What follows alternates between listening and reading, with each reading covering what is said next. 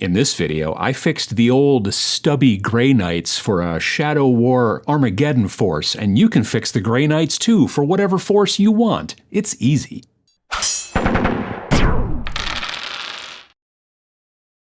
Earlier this year, I decided to set a goal of playing games of Shadow War Armageddon, a defunct skirmish game made by Games Workshop back in 2017. You can watch that video here, pachow, if you'd like, but just know that Shadow War Armageddon was a game that was basically the old edition rules for Necromunda, which they inexplicably released a few months before they released a new version of Necromunda, also in 2017, and then they pretty much stopped talking about Shadow War Armageddon altogether.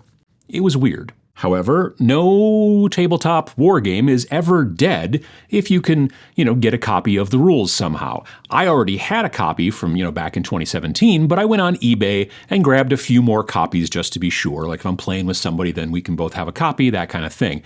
I decided that I wanted to make a new force to play Shadow War Armageddon, and I knew it was going to be Grey Knights. I've never painted or played Grey Knights before, and the cool thing about them in Shadow War Armageddon is that they are a elite force that can only consist of between 3 and 5 models total, right? I love small forces like that.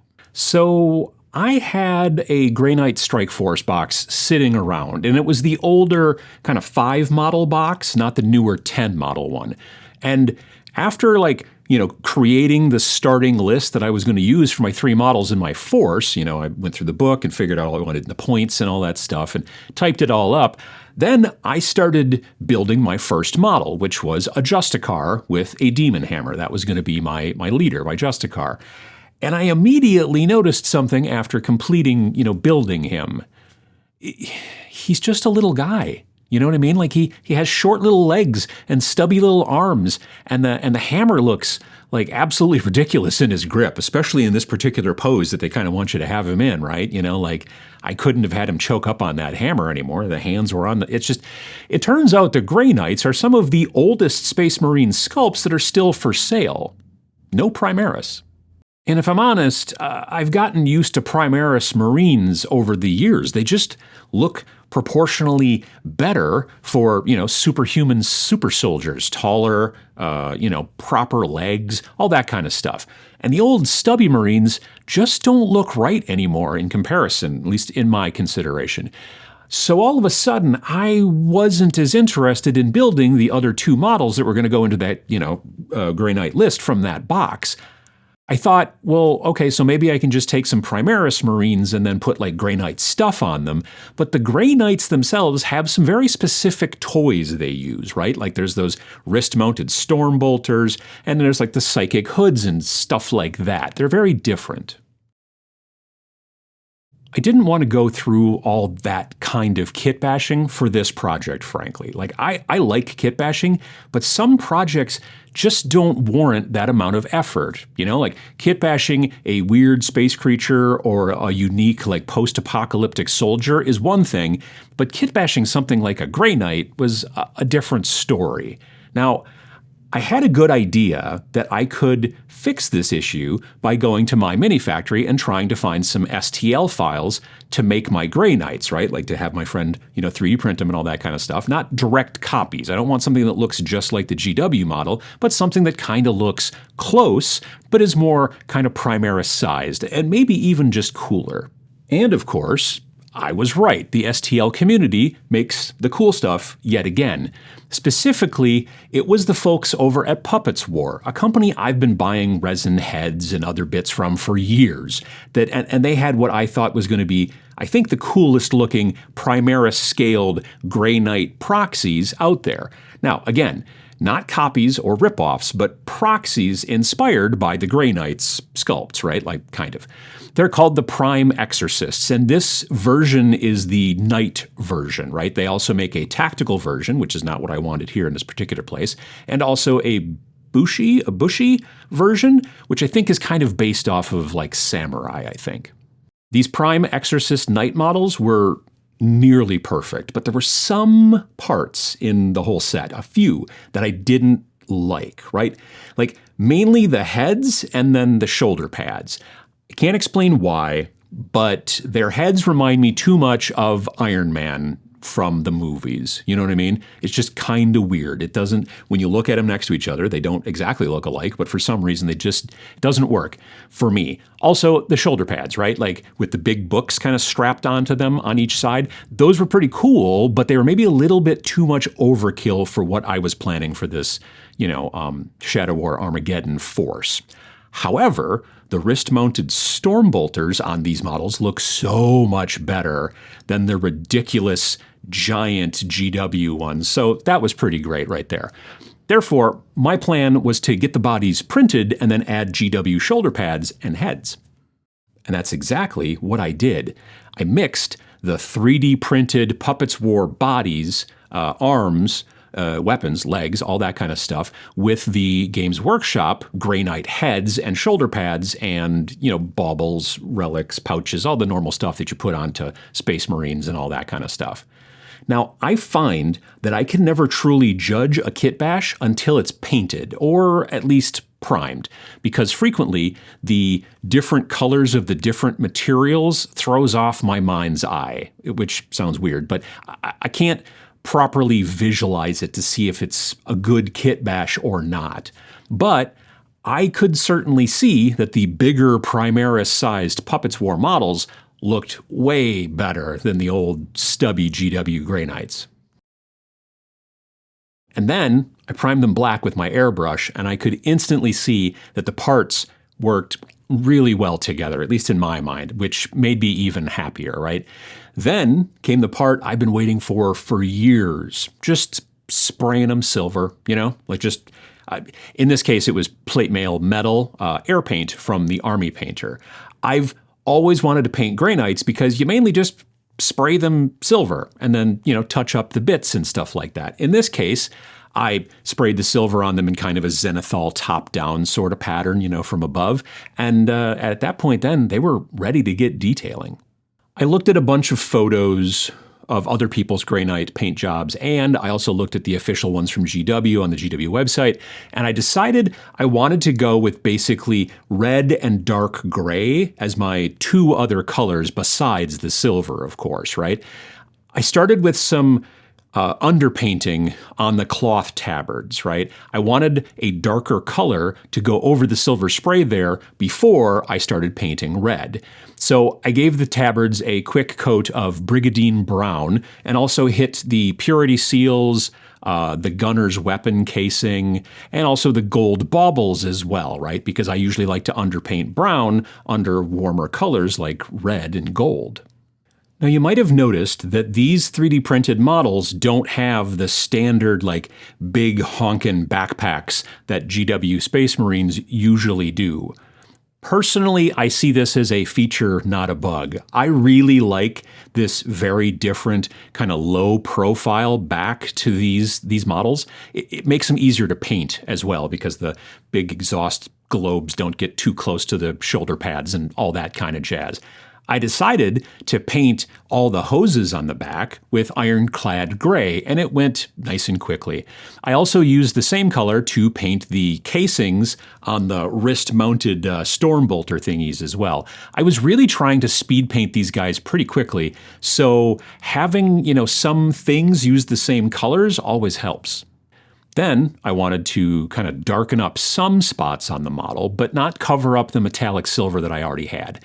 I used good old dark tone wash for this, mainly focusing on the inside part of the left shoulder pads, but not the book motif in the middle, just the stuff that wasn't book and wasn't rim around the shoulder pads. And then also on the lower parts of the knee pads on the armor and a couple other little places here and there. This adds some kind of visual detail to predominantly silver power armor, but I usually had to kind of add a layer and then wait for it to dry completely. That's important. And then, add another layer and then sometimes even 3 layers total, depending on how I wanted it to kind of come out. Pretty sure I did 3 layers on the shoulder pads for sure. Now it was time to start on the red tabards, so I put a layer of dragon red over the brown that I did before. I tried to make it pretty smooth because I was going to highlight it with a different red later, and so I wasn't trying to like make any kind of gradations or anything like that, right? While I waited for that color to dry, I put an initial flesh tone on the Justicar's face. He's the only one with his helmet off, and that color is called Agate Skin. Again, I just tried to make it smooth and cover everything, as I was going to do some quick and easy highlights on the face later with another color. I wanted the right shoulder pads to be red as well, but a metallic red instead of the flatter red of the cloth tabards. There was a really easy solution for this. Instead of using a metallic red paint, which I could have done here, I instead just used blood red speed paint instead. The shoulder pad was already metallic silver, so putting a coat or two of like transparent red speed paint over it would leave a nice metallic red look while still using the easier to manage speed paint. I didn't paint the small little ribbons on the shoulder pads, thereby allowing them to stay silver and stand out in the red part of the right shoulder pad. Again, I'm working on these models quickly for Tabletop, so cutting corners is key. Since the tabards were certainly dry by this point, I decided to highlight up the red a bit, and used one of my favorite reds in the entire Army Painter line, Fiery Vermilion from the John Blanche Masterclass series. I added simple highlights to the kind of raised parts of the folds in the tabards. It was quick and easy and really sort of popped that red down there on that cloth. At this point, I really wanted to put the first layer of paint on my bases as well, and pretty much all of my sci-fi minis get the same kind of ruined urban basing, and it starts with a layer of deep gray. So I put on a layer of that and let it dry. Then I grabbed my favorite gold, Glittering Loot Speed Paint, which I've talked about in the past as well, Pachow, and I painted the baubles and the other few like bits that would be gold on this paint job, some stuff on the weapons and things like that, the more melee weapons. As with all the metallic speed paints, it's pretty much just one quick coat and it's done, and like no brush strokes, and it's just great, right? At this point then, after the gold, I used a color called Opal Skin as the kind of highlight color for the Justicar's face, and I highlighted his nose and his cheeks and his forehead and that kind of stuff. It's a pretty simple face painting job, but there'd be a step soon that'd sort of tie it all together, so I wasn't too concerned about getting his face like perfect at this point. I used Wyvern Fury on the Demon Hammer grip, the grip on the hammer, and also on the sword grip as well. And then once that was all dry, they had all their colors pretty much blocked in across the model. They were looking fine. And now it was time for my favorite part, the marine juice. This is a warm, unifying wash color that I learned about from Sonic Sledgehammer on YouTube. I'll put a link in the description to his videos about marine juice. I mixed up a whole bunch of marine juice some time ago in a big bottle. It's basically a couple different washes and then some medium at a certain kind of like percentage and all that kind of stuff. And I keep it around, and I just pretty much covered all three of these minis with a layer of the stuff and then let it dry. It darkens the metallic armor a little bit, right? And it changes the tone of the armor to be a slight bit warmer. And it also sinks into all the crevices and darkens those up really nicely as well, really adding a pop of detail. Now, if you wanted, you could certainly go back after it was all dry and highlight up some of the silvers to make the armor a little bit brighter again, maybe pop the contrast, between the silver and the slightly darker silver and all that kind of stuff. But I wanted to keep it mostly a bit grungier, like I do. So I really didn't highlight the silvers back up much, just like tops of the helmets and tops of the psychic hoods a little bit here and there. I finished up the bases with a dark tone wash, and then later on after that was dry, which takes a really long time when you slop a lot of dark tone on there. And then after that, a gray, ash gray dry brush to give it that kind of urban crumbled stuff look.